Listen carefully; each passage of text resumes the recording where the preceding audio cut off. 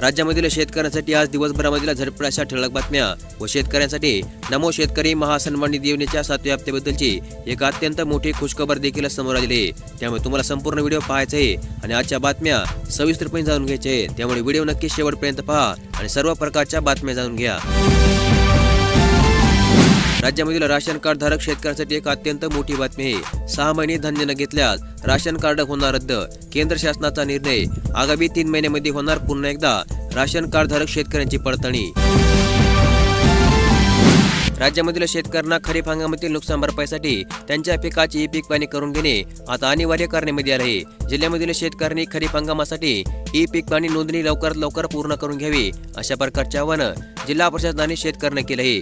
1 August 2025 पासून ई-पीक पाहणी आता सुरू झाली असून ही नोंदणी 14 सप्टेंबर पर्यंत करता येणार आहे।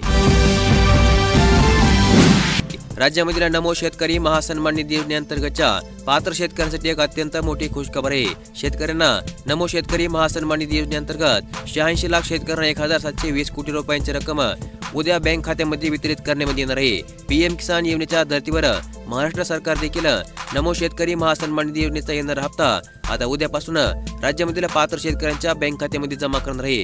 आणि ज्या शेतकऱ्यांना पीएम किसान योजनेचा 20वा हप्ता जमा झाला असेल केवळ अशा शेतकऱ्यांच्या बँक खात्यामध्ये उद्याच्याला या हप्त्याचे पैसे जमा करण्यात येतील।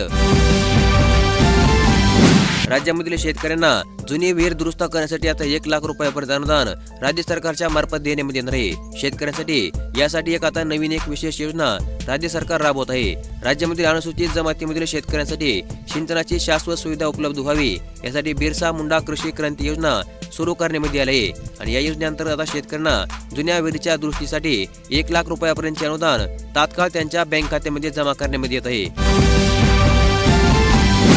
2024 मधील नुकसानग्रस्त शेतकऱ्यांसाठी एक अत्यंत मोठी खुशखबर आहे।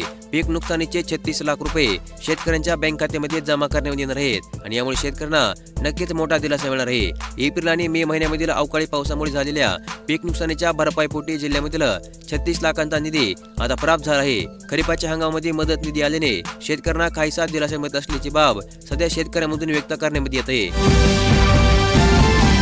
देशभरामधील शेतकऱ्यांना पीक विमा योजनेचा लाभ मिळवून देण्यासाठी केंद्र सरकारची एक विशेष मोहीम राबवण्यात येत आहे। कृषी मंत्री शिवराज सिंह चौहान यांनी याबद्दलची माहिती जाहीर केली आहे। केंद्र सरकारच्या प्रधानमंत्री पीक विमा योजनेच्या अंतर्गत चालू खरीप हंगामामध्ये अधिकाधिक शेतकऱ्यांना लाभ मिळवून देण्यासाठी 16 ते 30 ऑगस्ट दरम्यान देशव्यापी विशेष मोहीम राबवण्यात येणार असल्याची घोषणा केंद्रीय कृषी मंत्री शिवराज सिंह चौहान यांनी मंगळवारी केली आहे। या संदर्भात त्यांनी सर्व राज्य सरकारे आणि बँकांसोबत व्हर्च्युअल बैठक घेऊन त्यांना या मोहिमेबद्दल देखील आदेश दिले आहेत। राज्यामधील राशन कार्ड धारक लाभार्थ्यांसाठी पुन्हा एक अत्यंत महत्त्वपूर्ण अशी अपडेट। केवायसी नसेल तर आता सप्टेंबर पासून लाभार्थ्यांना धान्य मिळणार नाही। जालना जिल्ह्यामधील 3,54,887 लाभार्थ्यांची केवायसी प्रक्रिया अद्याप देखील प्रलंबित आहे आणि अशा लाभार्थ्यांना सप्टेंबर महिन्यापासून राशन दुकानामधून धान्याचा लाभ देण्यात येणार नाही। राज्यामधील पीक विमा भरणे बाकी असणाऱ्या शेतकऱ्यांसाठी एक अत्यंत मोठी खुशखबर। पीक विमा भरण्यासाठी पुन्हा एकदा मुदतवाढ देण्यात आली असून सुधारित पीक विमा योजनेअंतर्गत खरीप हंगाम 2025 मध्ये बिगर कर्जदार शेतकऱ्यांना 14 ऑगस्ट 2025 पर्यंत आणि कर्जदार शेतकऱ्यांना 30 ऑगस्ट 2025 पर्यंत ऑनलाईन पद्धतीने पीक विमा अर्ज भरण्यासाठी आता राज्य सरकारच्या मार्फत पुन्हा एकदा मुदतवाढ देण्यात आली आहे। आता तुम्ही 30 ऑगस्ट पर्यंत तुमचा पीक विमा भरू शकता। राज्यामधील शेतकऱ्यांसाठी हाय अलर्ट। मराठवाड्यामध्ये पावसाचा अंदाज जाहीर करण्यात आला असून मध्य महाराष्ट्र आणि कोकणामध्ये देखील पुढील 4 दिवस पावसाची शक्यता वर्तवण्यात आली आहे।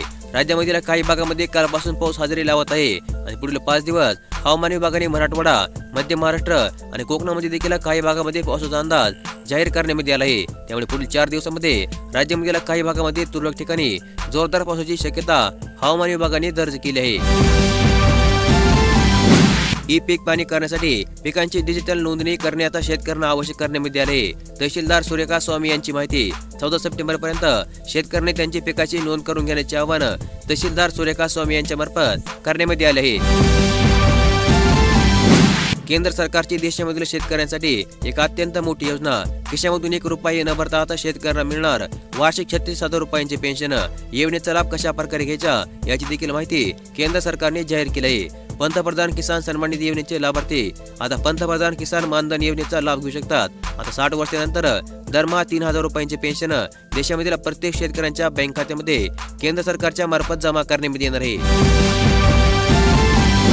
नुकसान भरपाईच्या प्रतीक्षेमध्ये असलेल्या शेतकऱ्यांसाठी खुशखबर। फेब्रुवारी ते मे 2025 मध्ये नुकसानीची भरपाई झाली असलेल्या शेतकऱ्यांच्या बँक खात्यामध्ये आता थेट डेबिटद्वारे पैसे जमा करण्यात येणार आहेत। शासनाने 14,99,62,000 रुपयांची आर्थिक मदत मंजूर केली असून ही रक्कम थेट बाधित शेतकऱ्यांच्या बँक खात्यामध्ये आता जमा करण्यात येणार आहे। तर मग अशा प्रकारे शेतकऱ्यांसाठी अत्यंत महत्त्वपूर्ण असणाऱ्या दिवसभरामधील झटपट ठळक बातम्या आज आपण या व्हिडिओमध्ये पाहिल्या आणि अशाच प्रकारच्या दररोजच्या दररोज बातम्या पाहण्यासाठी आपले चॅनल लगेच सबस्क्राईब करून ठेवा। आजचा व्हिडिओ देखील लाईक करा। धन्यवाद।